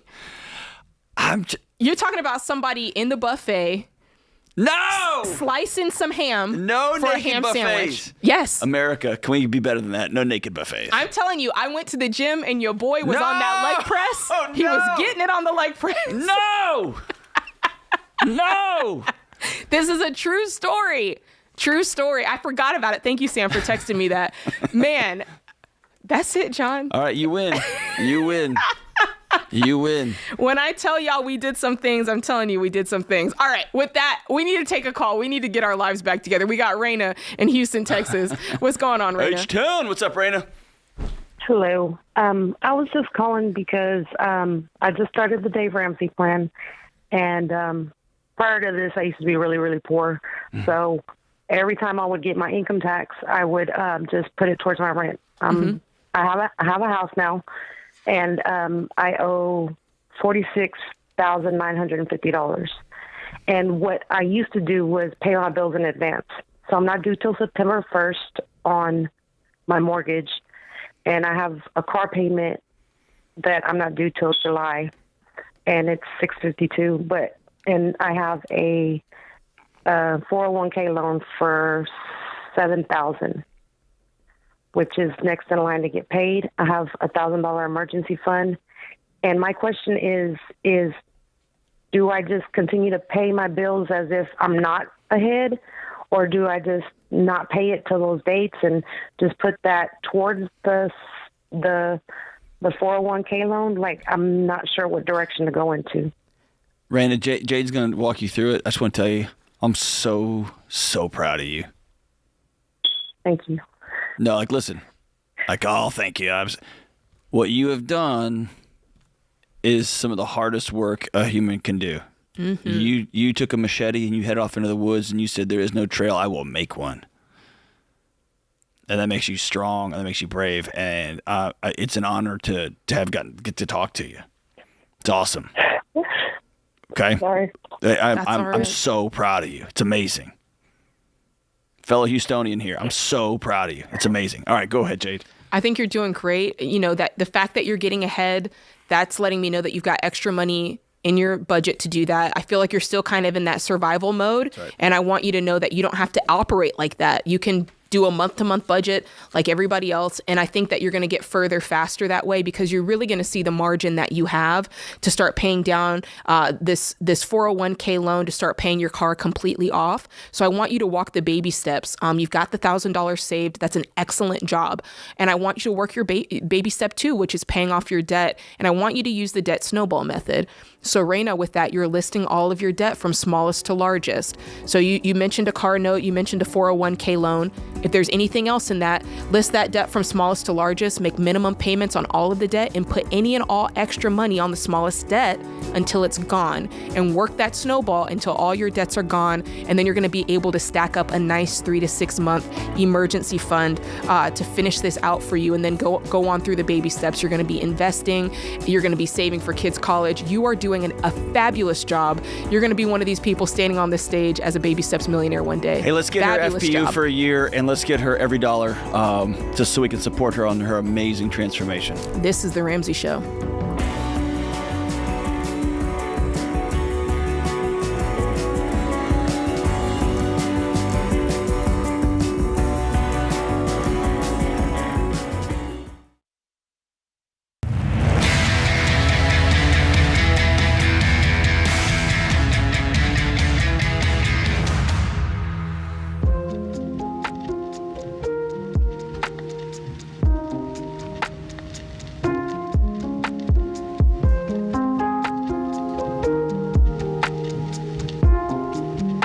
You're listening to The Ramsey Show. I'm your host, Jade Warshaw, joined by Dr.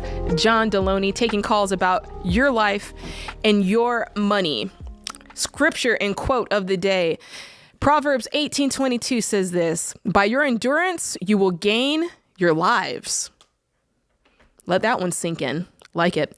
AC/DC, come on, son. It's a long way to the top if you want to rock and roll. I feel like they did that for you, John. I'll take it. Maybe they did it for me too. It's a long way to the top if you want to rock it. I don't know. Usually when you have an AC/DC quote next to a Bible verse, the paper just catches fire, but whatever, guys. It did catch fire earlier. I put it out already. We're taking your calls. Give us a call, 888-825-5225. We got Ryan in Indianapolis, Indiana. What's going down? Hey, guys. Thanks for taking my call. Of course. What's up? My question is, my wife and I are 27 and 26. We're in baby steps 3B/4, kind of in the house saving/investing 15% step. We are wondering if we should leave our family and kind of like everything we have behind in our small rural Indiana town for a government job kind of across the country, whether that be in Texas, North Carolina, and of course the benefits that come with that, housing stipend, pension. Why would you not do this? So the only thing holding us back is our family. Do you even like them? We love our family, yes. That's good. Gross. So, That's gross. That's the hard part. That's good. That's the hard part. That is a hard part. So I don't know. You're talking, Ryan. You're talking to two people who have done this. Mm-hmm. We love our families. Yeah, and that was where I was at. We love our families, and we've moved across the country for work and for opportunity. And I don't know. I can't speak for you guys, but it's been great. I think it's been, yeah. I'm not going to say that it's always easy because it's hard. Community, I mean, you can't buy community. You cannot, that's one of those things that takes time digging in and creating, and what you've created over time in Indianapolis, that's not going to just crop up for you, like 6 months into it or a year into it. That takes time to build. So I'm not going to lie to you and say it's going to be easy, but you've got to sit down with your wife and kind of sort through like what do we want and what does that look like and what are we willing to sacrifice, because you got to take the bad with the good. Yeah, so would you guys suggest renting, of course, in the beginning? So we have about $60,000 saved up for a house. Absolutely rent. Absolutely rent. Yes, because you got two variables here. One, you don't know the ins and outs of the community you're going to be landing in, mm-hmm. and so you don't want to buy a house and then realize you wish you were on the other side of town, or you wish you were more rural or more downtown or whatever. And two, you don't know if this is. Here's what a lot of folks box themselves in, especially as 26 and 27-year-olds. It's either we stay here forever and die, or we move and we never come back. And that's a false binary narrative. It's not true. You can move for 18 months. You can move for 6 months, and both you and your wife look at each other and say, "This is a disaster. We got to go back." Mm-hmm. And in a small rural town, two awesome folks like you, they'll take you back. They right? sure will. Or you can move and realize, and when you don't have a house payment, you're renting. There's no pressure sitting on you, on your chest and on your wife's chest. You can't breathe, and then you can actually live your life and decide, is this for us or not? When me and my wife moved from from Texas to Nashville, we rented for a couple of years. Mm-hmm. That's such a good point, Ryan. And Sam and I did the same thing. When we were making the decision to come here to Nashville, one of the things that gave me so much peace is I was like, if we hate it, we can go back. We just leave. Like we're adults. Yeah. Like no one's going to stop us. And so I think that, I think it's exciting. Yet again, we talked to somebody who has done well with their money. They've got choices that they can make, and there's not a right or wrong choice. You can just up and decide, what do you want to do? They got options. I love that. Thanks for the call, Ryan. It's up to you what you want to do. It's up to you and your family. You can do either one. All right, we got Ryan in Lansing, Michigan. What's going on, Ryan? Matthew. I got to put my glasses on, John. What's going on, Matthew? How can we help? Hey, I'm doing well. I'm a new listener to the podcast. Been listening for a month or so. Welcome to the gang. I'm 18 years old, and I currently am working for state government, and I really don't like my job, but they're paying for a lot of my college. So my question to you is, should I leave my job because I don't like it and then have to pay more for college, or should I stick with this job for a few more years and get the college paid for? How old are you? 18. What are you going to college for? Cybersecurity. Are you enjoying your coursework? Is that what you want to do? Yeah. It's not necessarily my dream job, but it is probably what I would want to do that's actually going to pay the bills. Okay. If I'm you, I would tell you to stay and get your job. Keep your work and get your college paid for. And here's why: because you're 18. like if you quit, you're going to go to college and you're going to be waiting tables and mowing lawn. I mean, you're going to be doing work on the side to make these payments. And so I would say, man, get all the experience you can. See if you can get involved in some of the IT work or some of the cybersecurity work, or go to coffee with those guys. So it may not be the ins and outs of your job that you love every day, but do what you can, like Ken talks about with the proximity principle, to rub shoulders with some of these folks in the security work or the government work, how it all works. None of that's going to go to waste, because I can see you getting done with your 4-year degree, getting a certificate in cybersecurity, and then having 4 years of government work on your resume, and that's going to look real good. Okay, and with that, it is possible for me to transfer within the government to other positions. Would you recommend me look into that as well? Why wouldn't you? I don't know. I'm not sure if that would leave. Like, I've only been at the job I'm at for 6 months, and I don't want to. What about it do you not like? What was that? What about it do you not like? The job? Yeah.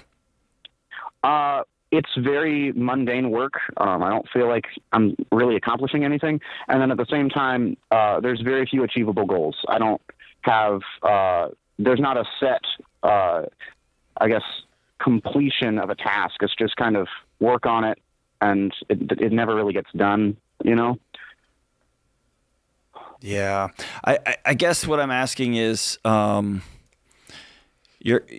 Jade, hop in here. You're currently seeking a degree to get qualified for the job that you want to do. And so you are not at this current job for any philosophical reason other than they provide you an experience and a paycheck. And that paycheck is being used to fund your qualifying, your qualification path so that you can get this job you want. We are expecting, and all of us do this, but we've created a culture where we expect our jobs to give us all of our purpose and all of our meaning and and sometimes it's a means to an end. And right now you've got a date, a finish line here, and that's graduation, and then you're done, right? I agree. It's a means to an end. Like you said, if you were older and you were calling in just saying, hey, I hate my job, I need to get out of it, that's different. But you're young, you're using this to pay for your education, you're trading one thing for another. I think it's a great trade because you're getting your school paid for. Yeah. You're not going to have student loans coming out of this. Now, I think that that's worth it. If there's some reason that you get out of this, then you just got to swear to yourself that you're going to pay cash from here on out. That's really where the give and take of this. If you're not going to keep this job, how are you going to pay for school? I actually, this is me.